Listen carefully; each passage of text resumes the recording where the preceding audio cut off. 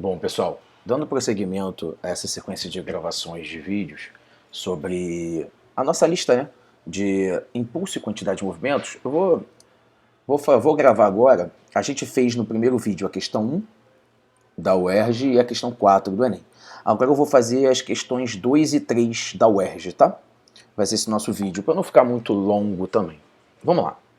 Observe no gráfico a variação em newtons da intensidade da força F aplicada pelos motores de um veículo em seus primeiros 9 segundos de deslocamento. A gente percebe que nos primeiros 3 segundos essa força aumenta linearmente, depois ela atinge ali um platô de 6.000 newtons durante 3 segundos, de 3 a 6, e depois essa força vai reduzindo ao zero, até o zero. Nesse contexto, qual é a intensidade do impulso da força? Por quê? Por que essa questão é importante? A gente ganha ali alguma qualidade, ali, algum conhecimento. Porque a gente sabe que o impulso de uma força, ou a gente mede através da mudança do movimento de um corpo. No caso aí, a gente pode tentar medir a mudança de movimento desse carro, não sei, um motor, não sei exatamente que aparelho é, mas enfim. O que não dá, a gente não tem a massa dele, não tem a velocidade. Então a primeira maneira de se medir o impulso é através da mudança de movimento de algum móvel. Não vai ser essa a solução. A segunda maneira é a gente entender que o impulso é o produto da força aplicada no corpo, que vai sofrer, né, esse impulso e tal, vezes o intervalo de tempo de contato da força com o corpo.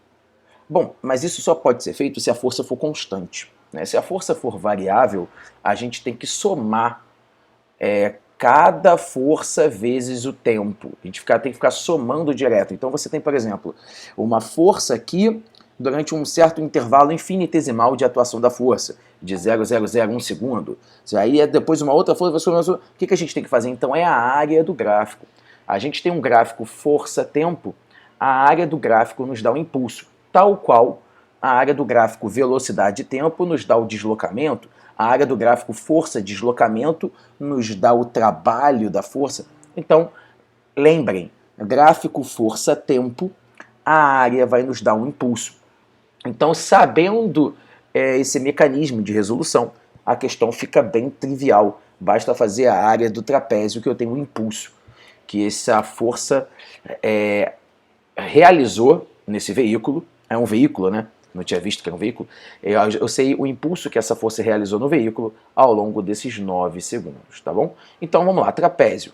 Base menor é 3, base maior é 9. Vamos para a nossa resolução. A área do trapézio é base menor mais base maior, vezes a altura sobre 2. A base menor desse trapézio é 3, a base maior é 9. A altura desse trapézio, vamos lá. A altura do trapézio, 6 vezes 10 ao cubo.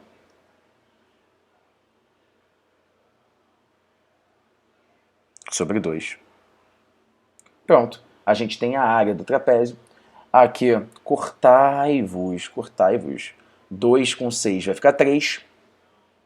Aqui vai dar 12, 36 vezes 10 ao cubo, ou 3, né, 12 isso aí, ou 3,6 vezes 10 à quarta. Essa é a área do trapézio. A unidade da área não pode ser newton segundo, não importa. A área, se eu faço a área, o número que der é a grandeza que a gente quer medir. Então, quando a gente tem a área do gráfico força versus distância, sempre que eu tiver um gráfico força versus distância, a área vai me dar um impulso. Então, o impulso vai ser 3,6 vezes 10 à quarta newtons vezes segundo, né? Essa fórmula, a unidade é uma cola da fórmula, né? Força vezes tempo. Newton vezes segundo, tá bom? Vamos lá ver nossa resolução. 3,6 vezes 10 à quarta. E acabou o problema, uma questão rápida. Coisas importantes. Professor, e se eu tiver uma força negativa, ou seja, uma força oposta à velocidade? Aí o impulso você vai botar menos, porque ele tende a reduzir o movimento. Igual a gente faz com o gráfico velocidade e tempo. Quando o movimento é retrógrado, ou seja, velocidade negativa, a gente vai descontar no deslocamento. Ou a área do gráfico força-deslocamento, quando está no negativo, a força tende a reduzir a velocidade do corpo, né? Ela tem uma função de eliminar a energia cinética do corpo. Tá bom? Então, letra C. Vamos para mais uma. Terceira questão da UERJ.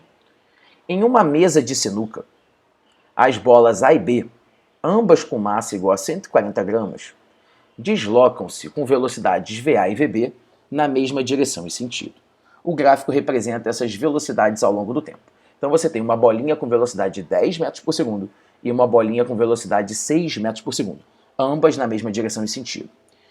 Vai haver lá, após uma colisão entre as bolas, ou seja, se tem colisão, gente, é porque toda colisão existe uma aproximação antes da colisão. Isso é regra. Para dois corpos colidirem, eles têm que estar se aproximando um do outro. Como as bolinhas estão na mesma direção e no mesmo sentido, é claro que a bolinha mais rápida tem que estar atrás da bolinha mais lenta, porque ela vai se aproximando. Se a bolinha A estiver na frente com 10 metros por segundo e a bolinha B estiver atrás com 6, elas nunca vão colidir, porque há um afastamento entre elas. Então a bolinha B tem que estar na frente com velocidade de 6 e a bolinha A vem logo atrás com velocidade 10. O que significa?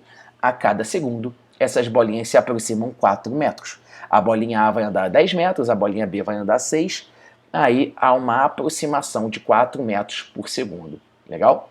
Bom, qual é a quantidade de movimento total após a colisão? Pessoal, colisão é o seguinte, a bolinha A vai bater na B. A força que a bolinha A faz na B tem o mesmo módulo e sentido oposto à força que B faz na A. Qual é a conclusão? Essa força que A faz na B e que B faz na A são forças internas a esse sistema das duas bolinhas. Então, o movimento que a bolinha A vai ser perdido em parte quando ela bate na B, a A vai ficar mais lenta e a B, por sua vez, fica mais rápida. O movimento que a bolinha A perde, a B ganha, mas a soma das quantidades de movimento totais, quando a gente tem colisão, é sempre constante. A gente conserva. Na colisão, A bate em B, B bate em A. As forças são internas. É o mesmo módulo, sentidos opostos. Você não tem força externa acelerando o sistema. Legal? Então, entendam o que eu vou te dizer. Quando a bolinha A bate na bolinha B, a B perde movimento e a A perde movimento, porque estava mais rápida, vai ficar mais devagar, e a B ganha velocidade, ganha movimento. Na soma, o movimento que a bolinha A perde é a que B ganha. A soma dos movimentos da bolinha A e B antes da colisão é exatamente a soma da A e da B após a colisão. Sempre que a gente falar de colisão, a quantidade de movimento dos envolvidos, A, B, C, não sei quantos vão colidir, a gente chama de sistema, né? A quantidade de movimento do sistema antes da colisão, quando tem aproximação, é igualzinho à quantidade de movimento do sistema após a colisão. A gente conserva essa quantidade de movimento. Legal? E aí, professor? E aí que se ele pergunta a quantidade de movimento após a colisão, é a mesma coisa do que eu calcular antes da colisão. Eu não preciso saber se a colisão é elástica, inelástica, não me interessa. Em qualquer tipo de colisão, a quantidade de movimento é conservada. Legal? E aí, professor? Uma tem 10 metros por segundo e a outra 6. E a massa é 140 de cada uma. Então, é bem tranquilo da gente resolver. Eu vou falar o seguinte. A quantidade de movimento da bolinha A vai ser a sua massa vezes a sua velocidade, não é isso? Então, ela tem 140 gramas, vai dar 0,14 quilogramas. E a velocidade dela é 10. Então, a quantidade de movimento dela é 1,4 quilograma metro por segundo. Legal. E a quantidade de movimento da bolinha B? Professor, e se ela estivesse no sentido oposto? Como é um vetor, eu tenho que colocar menos. Legal? Eu adoto um referencial, eu sempre uso para a direita positivo e para cima positivo. Esse é o meu referencial quando eu faço as questões. Então, todo mundo que se movimenta para baixo, eu boto menos. Todo mundo que se movimenta para a esquerda, eu boto menos. Tá bom? Bom, quantidade, a não ser que a questão imponha um referencial. Mas geralmente não. Qual é a quantidade de movimento do B? Ela tem 140 gramas e a sua velocidade é 6. Aqui é uma continha mais enjoada, né? Vai um 4, 6, 84. Então temos 0,84 quilogramas metro por segundo. Acredito eu que estou certo nessa conta. Bom, então a quantidade de movimento total é só somar. A gente vai achar então um 2,24 quilogramas metro por segundo. Legal? É a quantidade de movimento antes é igual a depois. É isso. Esse é o princípio da conservação de quantidade de movimento. 2,24.